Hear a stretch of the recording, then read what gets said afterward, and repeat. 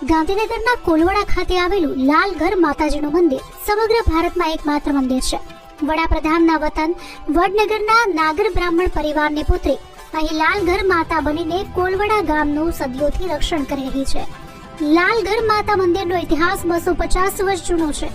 હાલ જે મંદિર બનેલું છે ત્યાં જ અગાઉ જૂનું અને મૂળ મંદિર અસ્તિત્વ ધરાવે છે, જ્યાં હવે માતાજીની મૂર્તિના સ્થાને માતાજીની તસવીર મૂકવામાં આવી છે.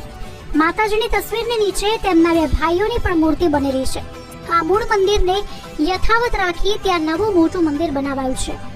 ગામ ટોળાની માતા ગણાતા લાલઘર માતાજી સમગ્ર કોલવડા ગામનું રક્ષણ કરે છે તેવી માન્યતા છે અને તેના પગલે દર વર્ષે ભાદરવા મહિનામાં માતાજી પ્રસંગો ઉજવવાના શરૂ થઈ જાય છે, જે અંતર્ગત 3 દિવસ માટે માતાજીના અણુજા પાડવામાં આવે છે, જેમાં ગામમાં પશુઓનું દૂધ ડેરીમાં ભરાવાના બદલે ગામ લોકો એકબીજાને માતાજીની પ્રસાદી સ્વરૂપે વિના મૂલ્યે દૂધની પ્રસાદી આપે છે.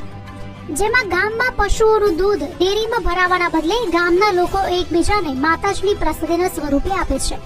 અલુણા પૂરા થયા બાદ હવન સહિતના પ્રસંગો માતાજીના મંદિરમાં ઉજવાય છે. દેશ વિદેશમાં વસેલા ગામના સ્થાનિકો આ પ્રસંગોમાં ભાગ લેવા અચૂક પહોંચી જાય છે. કોલવડાના સ્થાનિકો ભલે કોલવડાની બહાર અન્ય રાજ્યમાં કે અન્ય દેશમાં પણ વસેલા હોય તો પણ માતાજીના દર્શને અચૂક આવે છે. ગામમાં કોઈ લગ્ન થાય તો તેની છેડાછેડી લાલઘર માતાજીના મંદિરે જ ખોલવાનો રિવાજ છે. બાળકની બાબરી પણ લાલઘર માતાજીના મંદિરે જ ઉતારવાની પરંપરા છે. સ્થાનિકો સિવાયના ભક્તોને પણ લાલઘર માતાજીમાં અતૂટ શ્રદ્ધા